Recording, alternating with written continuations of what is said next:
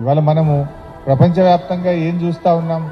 దేశాల మధ్య గొడవలు, కులాల మధ్య గొడవలు, మతాల మధ్య గొడవలు. దీంతో ఏమైపోతుంది? మనుషులే చంపుకునేటువంటి పరిస్థితి వస్తా ఉంది. ఇలా యేసు ప్రభు మనకేమన్నారు?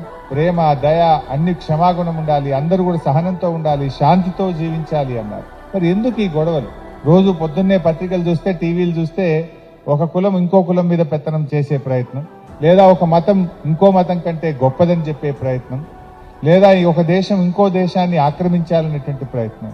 దీని అన్నిట్లో కూడా మనం గమనించాల్సింది ఏంటంటే, ఆ శాంతి అనేటువంటిది లేకపోతే ప్రపంచం అంతా కూడా ఆగమైపోతుంది. ఇలా మతాల మధ్య కూడా చిచ్చు పెట్టే ప్రయత్నం కొందరు చేస్తుంటారు. కానీ అందరూ కూడా గుర్తుపెట్టుకోవాల్సిందంటే, మతం కన్నా మానవత్వం గొప్పది. ఏ మతమైనా, అది బైబిల్ అయినా, అది ఖురాన్ అయినా, అది భగవద్గీత అయినా, మతాల మధ్య చిచ్చును, ప్రజల మధ్య చిచ్చును ప్రోత్సహించదు.